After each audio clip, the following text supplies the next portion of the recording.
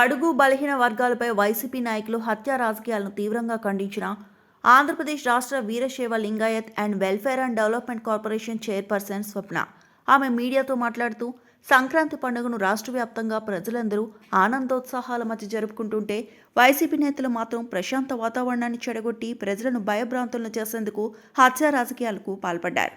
తుని నియోజకవర్గం కోటనందూరు మండలం అల్లిపూడి గ్రామానికి చెందిన టీడీపీ నాయకుడు బీసీ నేత లాలం బంగారయ్యను వైసీపీ నేతలు అతి కిరాతకంగా హతమార్చారు. వైసీపీ నేతలు అధికారం కోల్పోయామని జీర్ణించుకోలేక అలజడులు సృష్టించే కుట్ర చేస్తున్నారు. రప్పా రప్పా అంటూ పిలుపునిచ్చి దాడులకు ప్రోత్సహించారు. వైసీపీ హయాంలో సొంత జిల్లా అయినటువంటి పొద్దుటూరులో చేనేత వర్గానికి చెందిన నందన్ సుబ్బయ్యను రోడ్డు మీద అతి కిరాతకంగా హత్య చేశారు. అమర్నాథ్ గౌడ్ని పెట్రోల్ పోసి నిప్పంటించారు. పల్నాడులో జల్లయ్య యాదవ్, తోట చంద్రయ్య లాంటి వందలాది మంది బీసీలను హత్య చేశారు అని ఆమె ఆవేదన వ్యక్తం చేశారు. కూటమి ప్రభుత్వం ఏర్పడి 19 నెలలు కావస్తోంది. ఈ 19 నెలల్లో ఆంధ్ర రాష్ట్ర ముఖ్యమంత్రి వర్యులు గౌరవనీయులు శ్రీ నారా చంద్రబాబు నాయుడు గారు, ఐటీ శాఖ మంత్రి వర్యులు నారా లోకేష్ గారు ఆంధ్ర రాష్ట్రాన్ని అభివృద్ధి సంక్షేమం వైపు ముందుకు తీసుకెళ్తున్నారు. ఎంతో ఆహ్లాదకరమైన వాతావరణం, సంక్రాంతి పండుగ అంటేనే ఎంతో కోలాహలంగా ఆనందకరంగా జరుపుకునే పండుగ. ఆ పండుగ నందు ప్రజలను భయభ్రాంతులను గురి చేసే విధంగా వైసీపీ నేతలు హత్యా రాజకీయాలకు పాల్పడ్డారు. ఎందుకు ఇలా అంటున్నానంటే, పండగ రోజు తుని నియోజకవర్గానికి చెందిన టీడీపీ నాయకులు బీసీ నేత అయినటువంటి లాలం బంగారయ్యను అతి కిరాతకంగా హతమార్చారు. అంటే ఈ జగన్మోహన్ రెడ్డికి 11 సీట్లకే పరిమితం అయ్యాడు కాబట్టి మతి భ్రమించి ప్రజలను భయాందోళనకు గురి చేసే విధంగా ఇలాంటి అల్లరి మూకులతో కలిపి ఇలాంటి భయాందోళనకు గురి చేస్తున్నారు. అంటే వైసీపీ జగన్మోహన్ రెడ్డి ఎక్స్ సీఎంగా ఉండి అధికార వాంఛతో అధికారం కోల్పోయినందుకు ప్రజలని కూడా రపరప అంటూ ఇలాంటి నినాదాలను చెయ్యాలి అని డైరెక్ట్గా చెప్తున్నాడు. ఇది ఎంతవరకు సమంజసం? బడుగు బలహీన వర్గాలంటే అంత చిన్న చూప జగన్మోహన్ రెడ్డి మీకు? ఎక్కడా చూసినా కూడా బీసీల మీద దాడులు చేశారు మీ ప్రభుత్వం ఉన్నప్పుడు. మరీ ముఖ్యంగా రాజ్యాంగబద్ధమైన బీసీలకు ఒక హక్కును కల్పించారు. స్థానిక సంస్థల ఎన్నికల్లో 34% రిజర్వేషన్ కల్పించారు. కానీ మీరు దాన్ని కుచించి 16,800 మందికి బీసీలకు రావాల్సిన అధికారాన్ని కూడా మీరు అది ఎప్పుడైతే ఆ పర్సంటేజ్ని మీరు కుచించారో వాళ్ళు ప్రజాప్రతినిధులుగా వచ్చే అర్హత లేకుండా పోయింది. దీన్ని మీరు బీసీలను తొక్కడం వల్ల.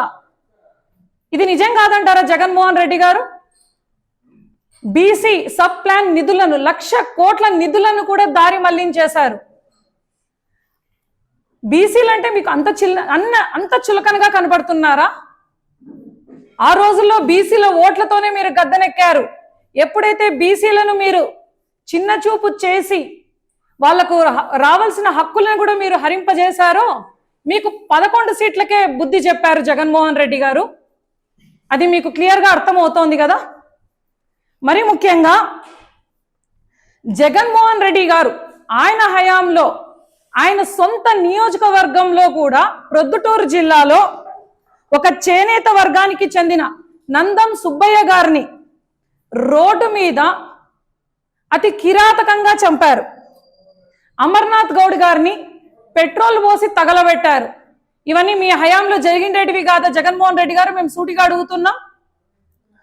పల్నాడులో జల్లయ్య యాదవ్ గారు అయితేనేంటి, చంద్రయ్య లాంటి ఎంతో మంది బీసీలను దగ్గర 100 మందికి పైగా బీసీలను హతమార్చారు. మరి ముఖ్యంగా అప్పట్లో అయ్యన్న పాత్ర గారు అయితేనేంటి, సబ్బం హరి గారిని అయితేనేంటి, పల్లా శ్రీనివాసరావు గారిని వాళ్ళ ఇళ్ల పైన దాడులకు పాల్పడి వాళ్ళ తోటలను సంబంధించిన చెట్లన్నిటినీ కూడా ఆ రోజు నరికివేశారు. నిజం కాదా జగన్మోహన్ రెడ్డి గారు? అచ్చం నాయుడు గారు అయితేనేంటి, కొల్లు రవీంద్ర గారు వాళ్ళ పైన అక్రమ కేసుల్ని బనాయించారు. నిజం కాదా జగన్మోహన్ రెడ్డి గారు? మరి ముఖ్యంగా మహిళా లోకం మహిళలు ఎక్కడైతే మహిళల్ని గౌరవిస్తారో అక్కడ దేవతలు పూజలు అందుకుంటారు అని అంటారే, మరి అదే మహిళ ఓట్ బ్యాంకింగ్ తో గెలిచారే మీరు అప్పట్లో. మరి మహిళలు అనేది కూడా చూడకుండా పంచమూర్తి అనురాధ గారైతేనేంటి, ఆదిరెడ్డి భవానీ గారు అయితే ఏంటి, గౌతు శిరీష గారిని, ఇలా వీళ్ళందరినీ కూడా ఫేస్బుక్ లో అసభ్యకరమైన పదజాలంతో ట్రోల్స్ చేశారే. అంటే బీసీలు అంటే మీకు అంత చిన్న చూప జగన్మోహన్ రెడ్డి గారు? ఇలా ఒకటి కాదు రెండు కాదు చెప్పుకుంటూ వెళ్తుంటే ఆంధ్ర రాష్ట్రంలో బీసీలని అనగదొక్కి ఎటువంటి సదుపాయాలు సౌకర్యాలు కూడా కల్పించకుండా వాళ్ళని అనగదొక్కేశారు. మరీ ముఖ్యంగా బీసీలకు దక్కాల్సిన 75,760 కోట్ల సప్లాన్ నిధులను దారి మళ్లించి 8,000 ఎకరాలను ఆన్ సైడ్ భూముల్ని కూడా లాక్కొని ఉపాధిని వాళ్ళకు కలిగే ఉపాధిని కూడా దెబ్బతీశారు జగన్మోహన్ రెడ్డి గారు ఆ రోజు మీ గవర్నమెంట్ లో. విద్య, వైద్య, నైపుణ్యం, పారిశ్రామిక రాయితీలు, ఆదరణ వంటి పథకాలను కూడా మీరు రద్దు చేశారు. వివిధ వృత్తులు, బీసీ కులాల్లో వివిధ వృత్తులు చేసుకునే వాళ్ళ కుటుంబాలను కూడా పొట్టను కొట్టి వారి భవిష్యత్తును అంధకారం చేసిండేది నిజం కాదా జగన్మోహన్ రెడ్డి గారు?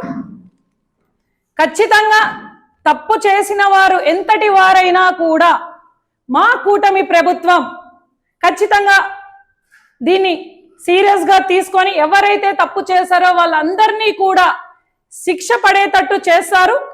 ఇదే మేము హెచ్చరిస్తున్నాం మీడియా తరఫున. ఇలా బీసీల మీద మీరు దాడులు చేసుకుంటూ వెళ్తుంటే మీ గవర్నమెంట్ కాదు, మీరు బీసీలకు అన్యాయం చేశారు వైసీపీ వాళ్ళు. కానీ కూటమి ప్రభుత్వం ఖచ్చితంగా బీసీలకు, మరీ ముఖ్యంగా నేను ఒక బీసీ మహిళని, పార్టీ కోసం కష్టపడ్డాను, సేవలు ఎన్నో అందించాను, అలాంటి బీసీ మహిళకు కూడా ఈ రోజు ఒక హోదాలో కూర్చోబెట్టింది అది అయ్యా కూటమి ప్రభుత్వ ఘనత. దయచేసి మేము ఒకటే హెచ్చరిస్తున్నాము వైసీపీ వాళ్లకు, గుర్తుపెట్టుకోండి, బీసీల జోలికి వస్తే తగిన మూల్యం మీరు చెల్లించుకుంటారు. ఖబర్దార్.